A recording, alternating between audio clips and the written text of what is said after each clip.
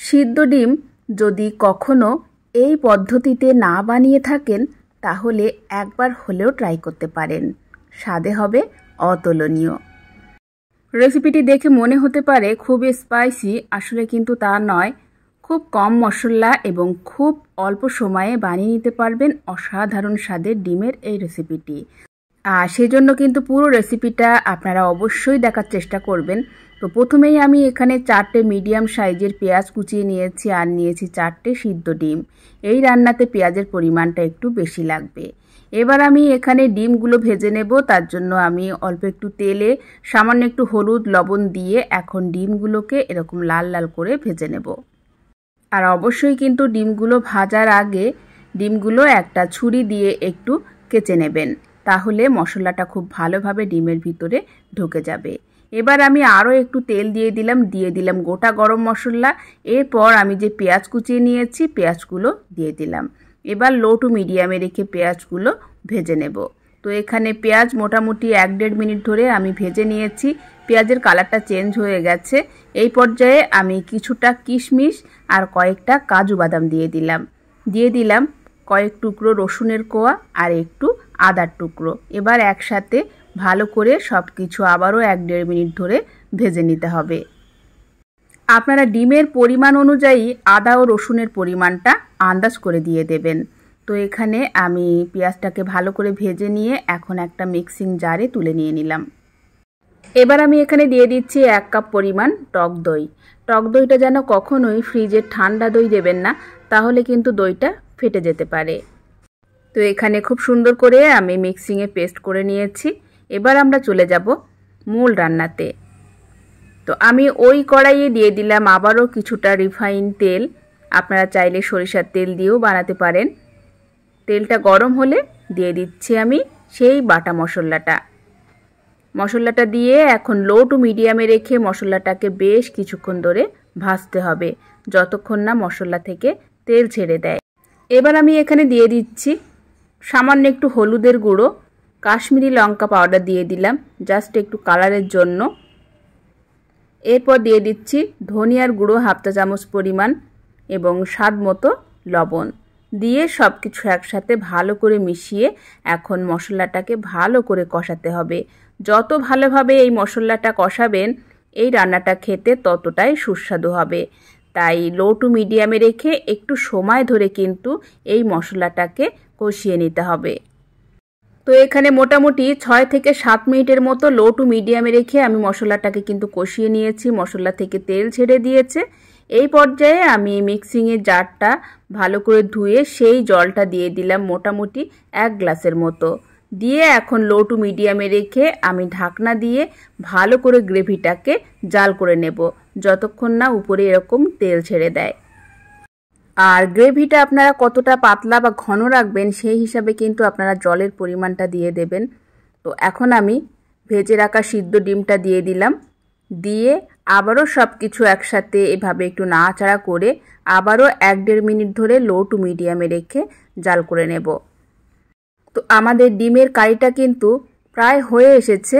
এই পর্যায়ে আমি দিয়ে দিচ্ছি 1/2 চা চামচ পরিমাণ চিনি, সামান্য জিরা পাউডার দিয়ে দিলাম, দিয়ে ভালো করে মিশিয়ে নিলাম। ডিমের এই কারিটা একটু মিষ্টি মিষ্টি হলে খেতে বেশি টেস্টি হবে। যেহেতু আমরা পেঁয়াজটা ভেজে দিয়েছি তাই এই ভাজা পেঁয়াজের সাথে একটু চিনি দিলে মানে একটু মিষ্টি মিষ্টি হলে রান্নাটা খেতে খুবই টেস্টি হবে। নামানোর আগে উপর থেকে দিয়ে দিচ্ছি ভাজা গরম মশলা পাউডার। ভীষণ সুস্বাদু মুখরোচক ডিমের কারিটা কিন্তু আমাদের অলমোস্ট ডান। এবার হচ্ছে গরম গরম পরিবেশনের পালা। এখন আমি একটা সার্ভিং বোলে নামিয়ে নিচ্ছি। আপনারা গরম ভাত, পোলাও কিংবা রুটি, পরোটা, লুচির সাথে এই ডিমের কারিটা জমিয়ে পরিবেশন করতে পারবেন। অসাধারণ স্বাদ, দেখেই বুঝতে পেরেছেন খুবই কম মশলা দিয়ে কিন্তু আমি ডিমের কারিটা বানিয়েছি। শুধুমাত্র আমাদের একটু পেঁয়াজ আর একটু টক দইটা বেশি লাগবে। আশা করি আমার আজকের খুবই সিম্পল কিন্তু অতুলনীয় স্বাদের ডিমের এই কারিটি আপনাদের কাছে ভালো লেগেছে। ভালো লাগলে প্লিজ একটি লাইক দিতে ভুলবেন না, রেসিপিটি বেশি বেশি করে শেয়ার করবেন আর সেই সাথে চ্যানেলটিকে অবশ্যই সাবস্ক্রাইব করে রাখবেন এরকম নিত্য নতুন সহজ রেসিপিগুলো পাওয়ার জন্য। কচু শাক একবার এভাবে বানিয়ে দেখতে পারেন, এতটাই স্বাদ হয়, এই স্বাদ আপনি জীবনেও ভুলতে পারবেন না। হ্যালো দর্শক, welcome back to my channel. আমি গুলশান কুকিং হাউসে সবাইকে স্বাগত জানাচ্ছি নতুন একটি রেসিপি দেখার জন্য। কচু শাক এখানে কিভাবে কাটবেন এবং কিভাবে সিদ্ধ করবেন এবং কিভাবে সিদ্ধ করলে একটুও গাল চুলকাবে না, পুরোটাই আপনাদের সাথে শেয়ার করব। তার জন্য আপনারা পুরো রেসিপিটা অবশ্যই দেখতে থাকুন। তো এখানে আমি কচু শাক নিয়েছি, কচুর ডাঁটা নিয়েছি। এখন ডাঁটার উপরে যে হালকা একটা লেয়ার থাকে সেটাকে আমি এভাবে ছুরির সাহায্যে ফেলে দেব, দিয়ে আমি গোটা গোটা করে কেটে নেব। আপনারা আপনাদের পছন্দ মতো শেপে এখানে কেটে নিতে পারেন, কারণ সিদ্ধ হওয়ার পর এই কচুর কোনো রকম আকার থাকবে না, সব কিছু একসাথে একদম মিক্সড হয়ে যাবে। তো এখানে আমি কচুর ডাঁটাগুলো এভাবে কেটে নিচ্ছি। আপনারা চাইলে কিন্তু এই কচুর পাতাও এই সাথেই দিয়ে দিতে পারেন। তো আমি শুধু এখানে ডাঁটাগুলোই কেটে নেব। বাঙালি মাত্রই কিন্তু আমরা কচু শাকটাকে খুবই ভালোবাসি খেতে। তো কচু শাকটাকে কাটাকুটি নিয়ে অনেকে ভয় পান, তো এভাবে খুব সহজেই আপনারা কেটে নিতে পারবেন, আর কাটাটা খুব একটা কঠিন না। তো এভাবে আপনারা ছুরির সাহায্যে উপরের লেয়ারটা বাদ দিয়ে এভাবে গোটা গোটা করে কেটে নিতে পারেন। তো এখন আমি সবগুলো কচুর ডাঁটা এভাবে কেটে নেব। আর যদি হাত অল্প একটু চুলকায় সেক্ষেত্রে হাতে একটু লবণ মাখিয়ে নেবেন, তাহলে হাতে কোনো রকম আর চুলকানি হবে না। তো এখানে সেম পদ্ধতিতে আমি সবগুলো ডাঁটা এভাবে উপরের লেয়ার ছাড়িয়ে কেটে নিয়েছি, খুব সুন্দর করে ক্লিন করে নিলাম। এখন এই কচুর ডাঁটাগুলোকে ধুয়ে নিতে হবে। আর এই কচুর ডাঁটাগুলোকে কিন্তু খুব ভালো করে একটু সময় ধরে ক্লিন করে নিতে হবে। আর যাতে কচুর ডাঁটাগুলো খুব ভালোভাবে ক্লিন করা যায় তার জন্য আমি এখানে সিঙ্কে জল ভর্তি করে নিয়েছি। সেই জলে মানে একটু বেশি পরিমাণ জলে আমি 2 থেকে 3 বার এভাবে একটু হাত দিয়ে ভালো করে ঘষে ঘষে কচুর ডাঁটাগুলো ধুয়ে নেব। তো আমি কিন্তু এখানে 2 থেকে 3 বার জলটাকে চেঞ্জ করে খুব ভালো করে ঘষে ঘষে কচুটাকে আমি জল থেকে তুলে নিলাম। এবার আমি একটা কড়াইয়ে দিয়ে দিচ্ছি জল এবং সেই সাথে অবশ্যই দিয়ে দিতে হবে লবণ। আর কচুর ডাঁটাটা যখন কাটবেন যদি হালকা হাত চুলকায় সেক্ষেত্রে বুঝবেন কচুটা গাল চুলকাতে পারে। তো সেজন্য আপনারা এই পর্যায়ে একটু লেবুর রস দিয়ে দেবেন, তাহলে গাল চুলকানোর আর কোনো ভয় থাকবে না। তো এখানে আমি কচুগুলো দিয়ে এখন হাই ফ্লেমে খুব ভালো করে জাল করে নেব। মোটামুটি 4 থেকে 5 মিনিট ধরে জাল করে নিলেই কচুগুলো এরকম সিদ্ধ হয়ে যাবে। আর এভাবে ভালো করে সিদ্ধ করে নেওয়ার পর কচুটাকে কিন্তু খুব ভালো করে জল ঝরিয়ে নিতে হবে। তার জন্য একটু সময় ধরে জলটাকে ঝরাতে হবে যাতে কচুতে কোনো রকম জল না থাকে। তো এখন আমি জলটা ঝরিয়ে নেব। জল ঝরিয়ে নেওয়ার পর এখন আমি একটা কড়াইয়ে দিয়ে দিচ্ছি সরিষার তেল। মোটামুটি 3 টেবিল চামচ পরিমাণ সরিষার তেল দিয়ে দিলাম। দিয়ে দিচ্ছি 2-3 টুকরো দারুচিনি। এবার আমি এখানে দিয়ে দিচ্ছি পেঁয়াজ কুচি। আমি এখানে 3টে মিডিয়াম সাইজের পেঁয়াজ দিয়ে দিলাম। এবার পেঁয়াজটাকে খুব ভালো করে ভেজে নিতে হবে। তো এভাবে ভাজতে ভাজতে পেঁয়াজ আর দারুচিনির খুব সুন্দর একটা ফ্লেভার বেরিয়ে এলে তখন এখানে দিয়ে দিতে হবে চিংড়ি মাছ আর কাঁচা লঙ্কা কুচি। আমি এখানে 150 গ্রামের মতো চিংড়ি মাছ নিয়েছি মিডিয়াম সাইজের, আর নিয়েছি কাঁচা লঙ্কা। লঙ্কাটা আপনারা আপনাদের টেস্ট অনুযায়ী দিয়ে দেবেন, একটু ঝাল ঝাল হলে খেতে ভালো লাগে। তো এখন চিংড়ি মাছ, পেঁয়াজ এবং কাঁচা লঙ্কা একসাথে ভালো করে কষিয়ে নিতে হবে। আর এই মাছটাকে কষাতে কষাতে আমি হলুদের গুঁড়ো দিয়ে দিলাম, সামান্য একটু লবণ এবং 1.5 টেবিল চামচ পরিমাণ আদা, রসুন এবং জিরার পেস্ট দিয়ে দিলাম। দিয়ে এখন সব কিছু একসাথে ভালো করে মিশিয়ে আরও কিছুক্ষণ ধরে কষিয়ে নেব। এই পর্যায়ে দিয়ে দিলাম 1 টেবিল চামচ পরিমাণ চিনি। খুব ভালো করে চিংড়ি মাছটাকে কষিয়ে নিলাম। কালারটা দেখে বুঝতেই পাচ্ছেন দারুণ একটা লোভনীয় কালার এসেছে। এই পর্যায়ে আমি দিয়ে দিচ্ছি জল ঝরিয়ে রাখা কচুর ডাঁটা। কচু শাক দেওয়ার পর এখন লো টু মিডিয়ামে রেখে আমাদেরকে খুব ভালো করে এভাবে নাড়াচাড়া করে কষাতে হবে। যত সময় ধরে এই কচু শাকটাকে রান্না করবেন খেতে কিন্তু ততটাই সুস্বাদু হবে, তাই একটু সময় ধরে এভাবে নাড়াচাড়া করে কষাতে হবে। এই কচু শাক এতটাই টেস্টি হয় যে এমন কোনো বাঙালি নেই যে এই কচু শাক পছন্দ করেন না।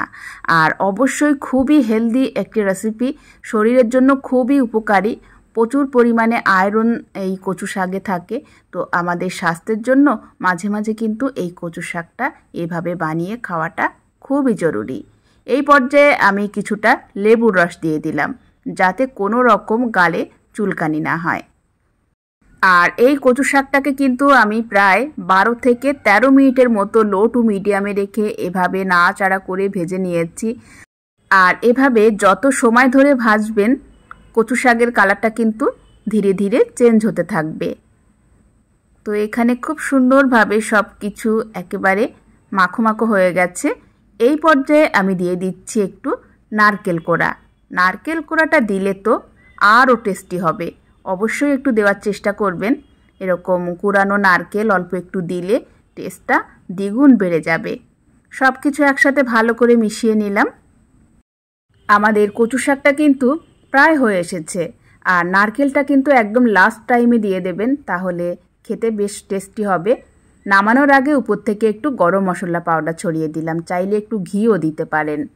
বন্ধুরা, চিংড়ি মাছ, নারকেল আর কচু শাক দিয়ে এই রেসিপিটা খেতে এতটাই সুস্বাদু হয় যে পুরো প্লেটের ভাতটা আপনি এই কচু শাক দিয়েই খেয়ে ফেলতে পারবেন। অবশ্যই একবার ট্রাই করবেন। আর আজকের কচু শাকের রেসিপিটি কেমন লেগেছে আপনাদের কাছে কমেন্টস করে জানাতে ভুলবেন না।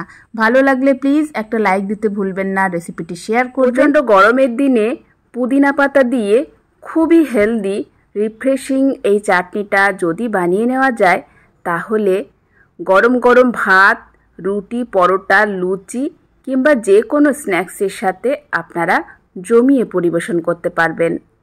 আর এই চাটনি একবার বানিয়ে ফ্রিজে রেখে 1 সপ্তাহের মতো স্টোর করে রাখতে পারেন।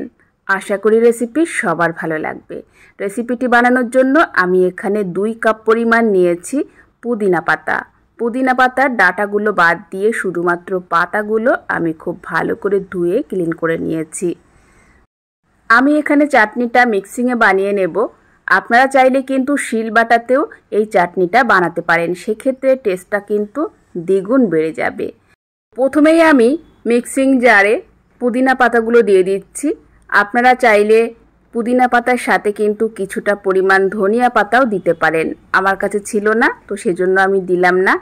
আপনাদের হাতের কাছে যদি ধনিয়া পাতা থাকে তাহলে অবশ্যই কিছুটা ধনিয়া পাতা দিয়ে দিতে পারেন, কারণ পুদিনা পাতার নিজস্ব একটা স্ট্রং ফ্লেভার আছে যেটা অনেকে খুব একটা পছন্দ করেন না। তো এক্ষেত্রে কিছুটা ধনিয়া পাতা দিলে গন্ধটা কিছুটা কমে যাবে। এরপর আমি 1 ইঞ্চির মতো আদা কুচিয়ে দিয়ে দিলাম, 6-7টার মতো রসুনের কোয়া দিয়ে দিলাম, 4-5টা কাঁচা লঙ্কা দিয়ে দিচ্ছি এবং সেই সাথে 1/2 টেবিল চামচ পরিমাণ বিট লবণ দিয়ে দিলাম। আর ঝালটা যে যেরকম ঝাল খেতে পছন্দ করবেন সেই হিসাবে ঝালটা দিয়ে দেবেন। 1/2 চা চামচ পরিমাণ বিট লবণ দিয়ে দিলাম আর সামান্য নরমাল লবণ দিয়ে দিলাম। দিয়ে দিচ্ছি লেবুর রস। অ্যাকচুয়ালি এই চাটনিটা টক ঝালের মিশ্রণে বানাতে হবে, তাই টক আর লঙ্কাটা আপনারা আপনাদের টেস্ট অনুযায়ী দিয়ে দেবেন। এরপর আমি এখানে দিয়ে দিচ্ছি প্রায় 1/2 কাপ পরিমাণ টক দই। এবার সব কিছু একসাথে ভালো করে মিক্সিংয়ে পেস্ট করে নিলাম। একটা সার্ভিং প্লেটে সাজিয়ে দিলাম। আপনারা এই চাটনিটাকে স্টিল কিংবা কাচের পাত্রে রেখে ফ্রিজে সংরক্ষণ করবেন, তাহলে চাটনিটা খুব ভালো থাকবে এবং এর ফ্লেভারটা এবং টেস্টটা যথাযথ থাকবে। যখন প্রয়োজন হবে নামিয়ে কাবাব কিংবা যে কোনো স্ন্যাক্সের সাথে পরিবেশন করতে পারেন।